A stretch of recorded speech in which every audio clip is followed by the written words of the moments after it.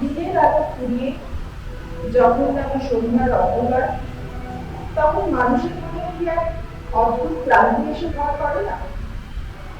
এই চেনা পৃথিবীর আলো কোলাহল চাওয়া পাওয়ার হিসেব মেলাতে মেলাতে ক্লান্ত পথিক তখন খোঁজে এক অনন্ত আশ্রয়, যেখানে সমস্ত ব্যর্থতা সমর্পণ করে বলা যায়, হে পৃথিবী, আমার এই অবশ শরীর আর মনকে তুমি গ্রহণ করো, আমার এই যাত্রাপথের জড়তাকে তুমি গ্রহণ করো।